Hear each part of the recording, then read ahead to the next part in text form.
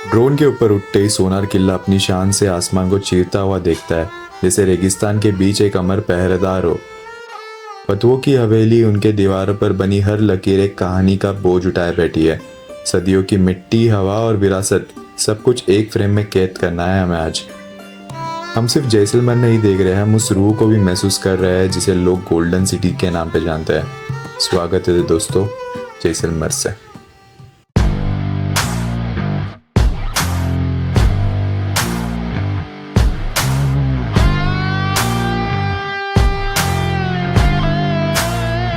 Left में रहे, बाजू बाजू में चला।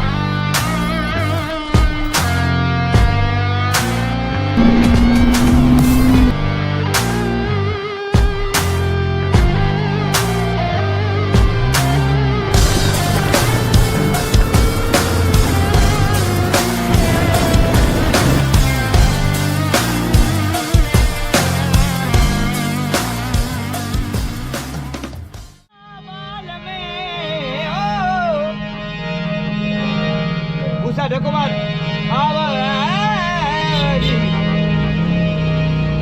पधारो मार दे सोनेरी धरती जठे चांदी आसमान जी पधारो मारे देशवा पधारो मार दे केसरिया बाल में आए। ये आप ही हो ना?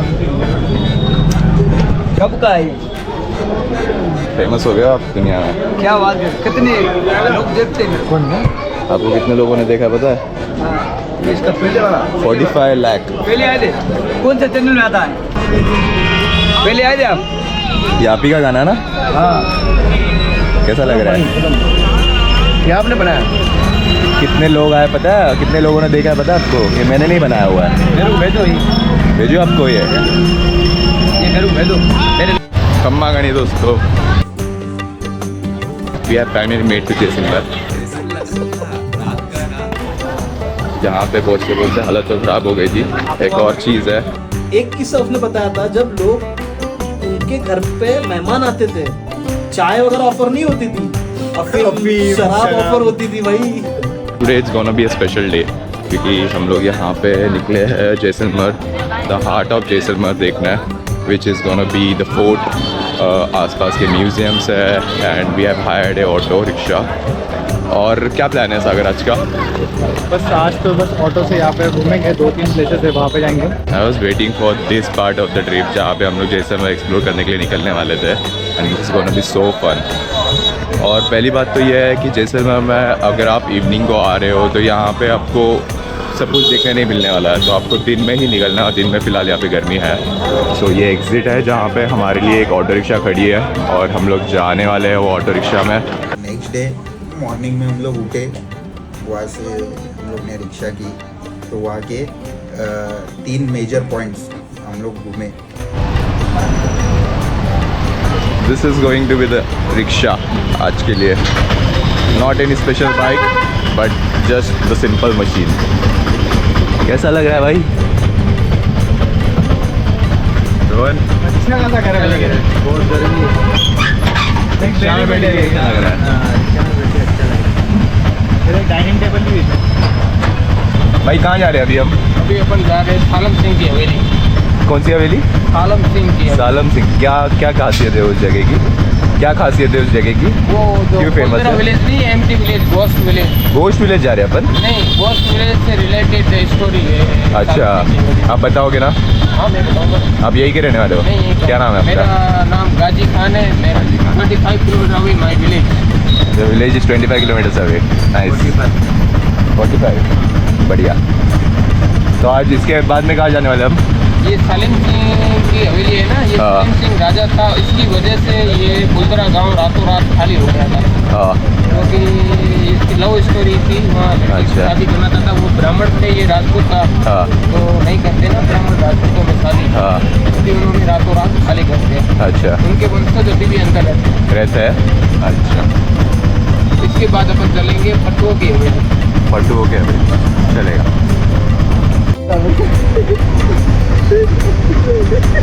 तो मारला नियम लिपस्टिक काढून देला। ये देखो हमारी रिक्शा और ये बापू और ये वगैरह को देखा अनदर व्हील वॉकर है ये। ये सुमित है गाइस, ऋषि की रिक्शा ये प्रॉपर मैन। ये रिक्शा वाला देखो, रिक्शा वाला। 3 मेजर स्पॉट हम लोग घूमे। एक पटवाओं की हवेली, जो पटवाओं थे वो अंग्रेज़ों के ज़माने में, राजाओं के ज़माने में उनको मनी सप्लाई करने का काम करते थे, इतने अमीर लोग थे। तो सेकेंड स्पॉट हम लोग घूमे। पर तुझे याद है वो पटाओ की हवेली में जो गाइड मिला था? हाँ, सबसे पहले आपको नमस्कार। जैसलमेर शहर में आपका स्वागत अभिनंदन है। वेलकम टू पटवा हवेली। मेरा नाम पंकज है। मैं आपको पूरा हवेली का टूर कराऊंगा। इस हवेली को जो आप देखने आए, इस हवेली को बोलते हैं पटवा की हवेली। पटवा ना तो कोई नाम होता है ना कोई कास्ट होता है। पटवा एक टाइटल है जो राजा ने जैन लोगों को दिया था। तो हवेली के जो ओनर थे भाई कास्ट जैन थे। इनका काम था ऑर्नामेंट, गोल्ड ज्वेलरी बनाने का, राजा महाराजा के कपड़ों में सिल्वर और गोल्ड का वर्क करने का। उस काम को बोलते थे पटवाई का काम। तभी राजा ने इनको टाइटल दे दिया पटवा। ये 5 बेटों के लिए 5 हवेली लाइन से बनी हुई। एक हवेली को बनने में लगा 12 ईयर, 12 साल का समय, और 5 हवेली पूरा कंप्लीट होने में 60 साल लगा। 1800 में ये बनना स्टार्ट हुआ, 1860 में बनकर कंप्लीट हुआ। इनके फादर ने बनाना स्टार्ट करा, बेटों ने बनाकर कंप्लीट करा। इसके जो ऑनर थे वो बिजनेसमैन, व्यापारी थे। ये कोई राजा का प्रॉपर्टी नहीं, व्यापारी का घर है। और ये व्यापारी इतने पैसे वाले थे कि ये लोग एशिया के 40 राजा को फाइनेंस करते थे। इनका काम था गोल्ड का, सिल्वर का, ओपियम का, क्लोथ का, इम्पोर्ट एक्सपोर्ट का काम था। तो जब 1947 में भारत और पाकिस्तान का हो गया डिवाइडेशन, बंटवारा, पार्टीशन लग गया, तो इनका बिजनेस पूरा फ्लॉप हो गया। तो मजबूरी में ये लोग जैसलमेर को छोड़ के बाहर चले गए बिजनेस के लिए। 5 हवेली में से 3 हवेली इन लोगों ने सेल कर दिया। सबसे पहले फर्स्ट हवेली इनका सेल हुआ ओनली फॉर 60,000 रुपये में, जितने में आईफोन का भी लोवेस्ट मॉडल भी नहीं आता, उतने में ये हवेली खरीद लिया। खरीदने वाले का नाम था जीवन लाल जी कोठारी। ये देखो फोटो लगा हुआ यहाँ पे, जिनके माला पहने भी इन्होंने हवेली खरीदा था 60,000 रुपये में। तो जब इन्होंने हवेली खरीदा था सारा सामान भी साथ में लिया था। इनके बेटे ने दिमाग लगाया, आज से 25 साल पहले सारे सामान को डिस्प्ले करके इस हवेली को बना के बेचा, ताकि जो भी टूरिस्ट आएंगे उनको पटवा लोगों का लाइफ स्टाइल दिखा सके। इसमें पूरा इनका ओरिजिनल सामान रखा हुआ। सेकंड और लास्ट हवेली गवर्नमेंट के पास है। इधर आ जाओ, यहाँ से आपको दिखाता हूँ। हाँ, उसका तो अलग ही एक्सपीरियंस, तो अलग ही एक्सपीरियंस था भाई। वो बहुत गाइड था यार, बहुत नॉलेजेबल बंदा था। शूटिंग हुआ था जयपुर के पास में चौमू गाँव में, जहाँ पर लाल कलर की महल बना हुआ है।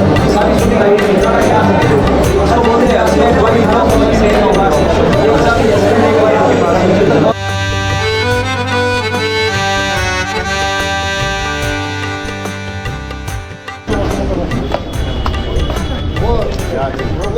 We are in पतवो की हवेली and this place is truly amazing.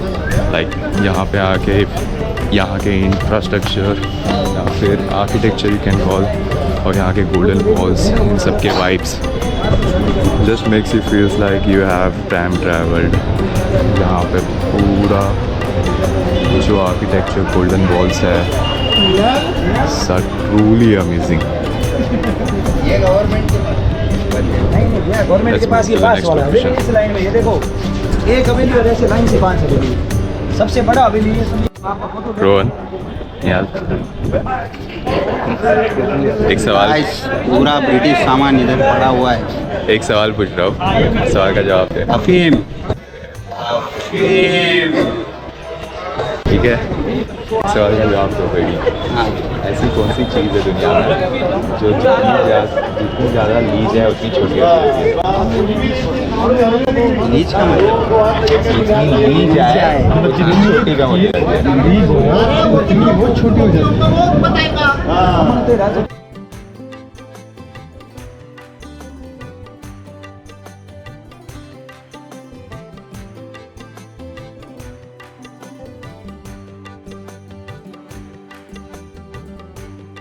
मतलब फ्रिज, फर्स्ट फ्रिज था उनके पास, खाना बनाने के बर्तन वगैरह वो जब भी देखे सब यूनिक, वो कैसे करते थे उनके जो मतलब तिजोरी वगैरह, तो वो बहुत ही भारी था। मतलब कि नेक्स्ट लेवल ही था। मतलब ऐसा फर्स्ट टाइम देखा था मैंने, कभी ऐसा देखा भी नहीं मैंने। अच्छी चीज़ तो ये हुई कि हम लोग को गाइड बहुत अच्छा मिला। उसमें बहुत डिटेल में हम लोग को बताया। मेरे को उसका नाम नहीं पता, बट यार उसने आई गेस 150 रुपीज़ लिया। मतलब वो जो स्ट्रक्चर्स थे, वो जो एनवायरनमेंट था, वो बहुत अलग लेवल था। उसके बाद सेकेंड स्पॉट पे हम लोग गए। उसके बाद गड़ीसर लेक। हाँ, गड़ीसर लेक।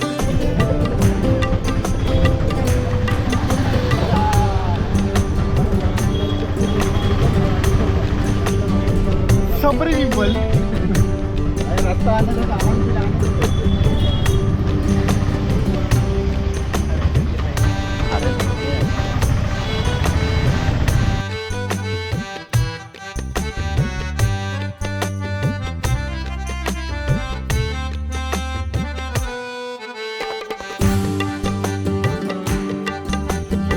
गड़ीसर लेक, वहाँ जाने मिलना चाहिए था ना।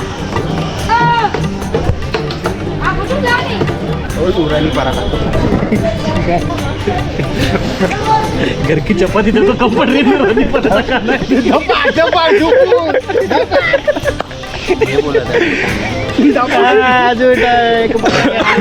झूठ बोल रहा है। घर जाके दापक दुबुक दरवाजा बंद करके बोलते फेस वर्क सब्सक्राइबर कम हो जाएगा तेरा ये लोग के वजह से।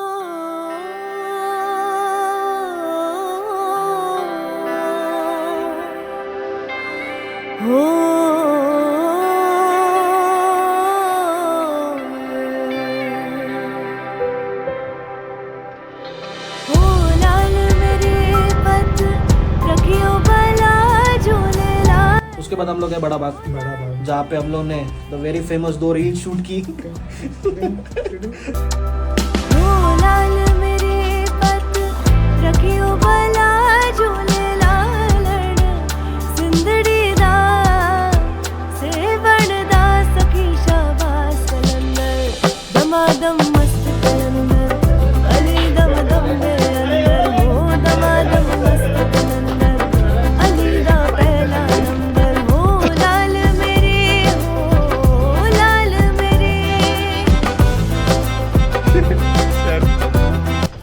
अभी मैं डालेगा वो।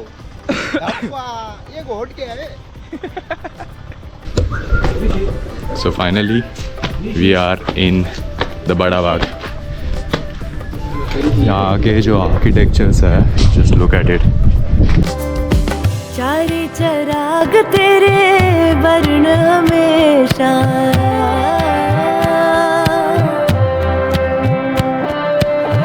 चारे चराग तेरे वर्ण हमेशा, पंजवा में बारण आई बला झूले लालण, पंजवा में अभी यहाँ पे रील की तैयारी चल रही है।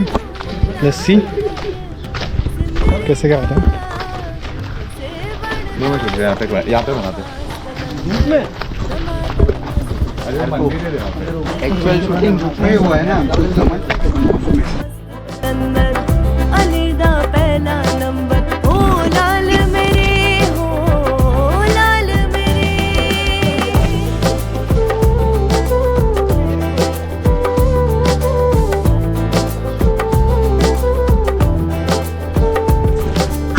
तो वो एक अलग मजा थी हम लोग की, जो टेक्स लिए बार बार, ये वो हम लोग के method actors, usually method actors हम लोग ऐसे राइड्स में कभी रील्स बनती हम लोग ने तो कभी नहीं किए रहते भाई, ये सब कभी नहीं बनेगी। थैंक यू सुमित और हम लोग के मेथड एक्टर्स भूल गए, उनके थैंक यू बोल दे।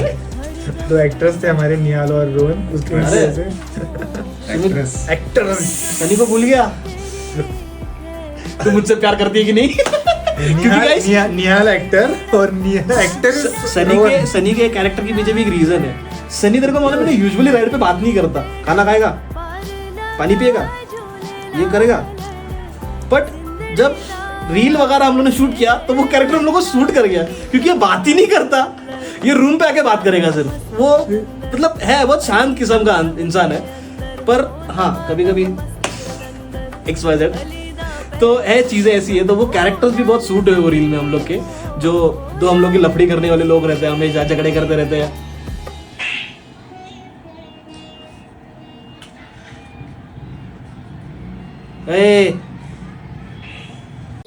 मेरे दिलो दिमाग में आज भी 1971 की शहादत के वो मंजर रह रह कर उभरते हैं, जो वीरता मेरे वीरों ने लौंगेवाला में दिखाई, उनका स्मरण कर मैं आज भी भावुक हो जाता हूँ। बहादुरी, जज्बे और शहादत की एक अनूठी दास्तान, कभी ना मिटने वाले निशान, जिनमें मेरी आने वाली नस्लें अपनी मंजिल तलाशेंगी।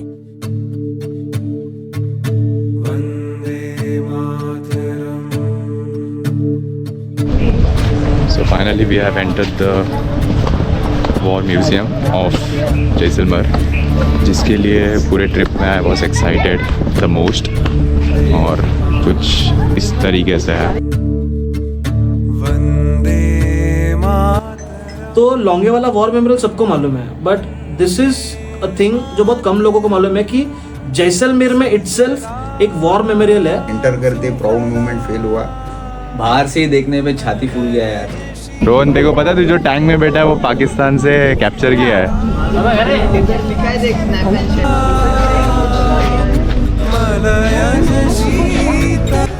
और ये तिरंगा जिसके लिए हर इंडियन प्राउड फील करता है, जो मतलब जिसे देख के पूरी सीना चौड़ जाता ना, वो है।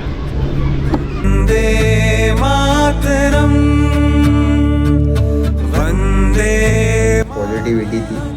उसके बाद वहाँ पे हम लोग ने सब जो भी हमारा इंडिया पाकिस्तान वॉर हुआ था उसके सारे मेमोरियल्स देखे, जो पाकिस्तानी टैंक बिंग छोड़ के भाग गए थे वो सब हम लोग ने देखे, उस पर चढ़ के फ़ोटो निकाले। To be very frank, Indian army की वजह से हम सो पाते, सब कुछ कर पाते।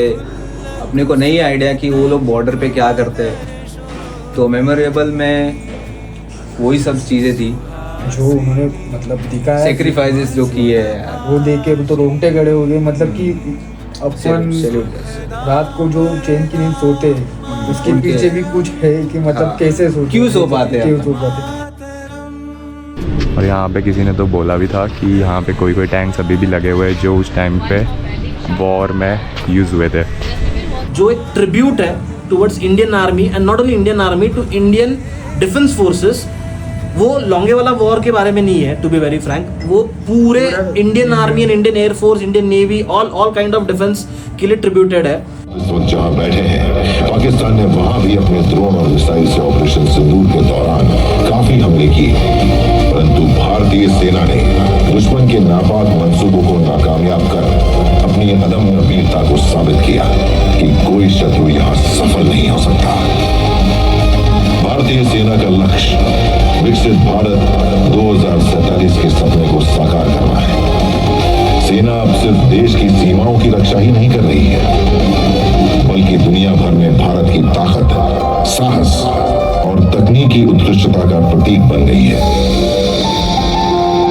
हमारी सीमाओं के पहरेदार, हमारी सरहदों के निगहबान, मुल्क की अमन शांति के रखवाले, भारत माता के सुरक्षा कवच, जांबाज जवानों को सलाम। सलाम उन माओं को जिन्होंने अपनी कोख से ऐसे वीर सपूतों को पैदा किया।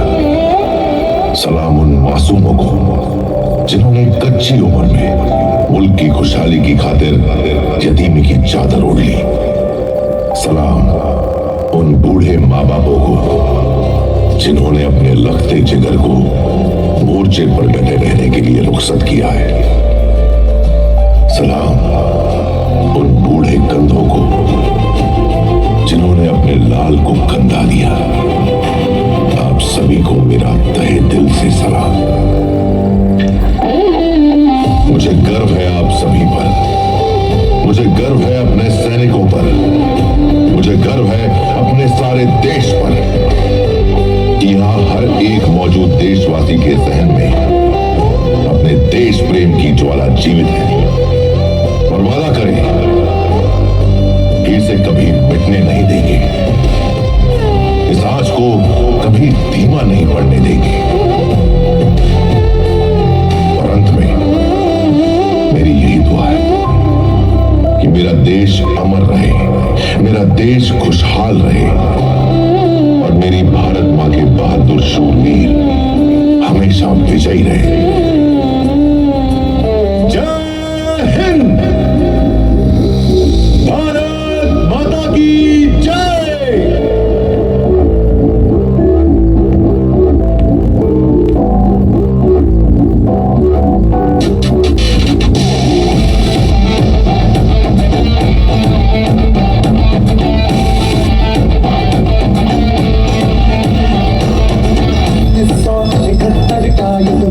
गौरव गाथा है, हर भारतवासी का देखो गर्व से ऊंचा माथा है। भारत ने मानवता की रक्षा के लिए ही युद्ध किया, पाकिस्तान के अत्याचारों से ढाका को मुक्त किया। दुश्मन दोनों तरफ से हम पे लगा रहा था घात, सभी मोर्चों पर दुश्मन ने हमसे खाई बात। जय जय भारत की सेना, जय जय भारत की सेना। What a way to end the day, और इससे बेटर वे नहीं था इस दिन को एंड करने के लिए। और बहुत ही गूज बम्स वाली फीलिंग्स आ रही थी। सागर कैसा लगा तुझे शो? एकदम अमेजिंग, लाइक जितने भी जगह के जाते हो ना मैं ऐसे सब जगहों पे literally salute to Indian army. मतलब वो उन्होंने जो स्टोरी बताई है यहाँ की, कैसे हुई यहाँ पे जगह, यहाँ पे वॉर अटैक्स कैसे हुए और किस तरीके से हमारे जवान लड़े, पूरी गूज बम्स वाली फीलिंग कल थी। तो हम लॉन्गेवाने जाने वाले हैं जहाँ पे ये सब हुआ है एक्चुअल में। तो ये था वॉर म्यूजियम और ये था आज का दिन। और चलो एक नई दिन की शुरुआत करेंगे कल, और मिलते हैं कल। चलो बाय।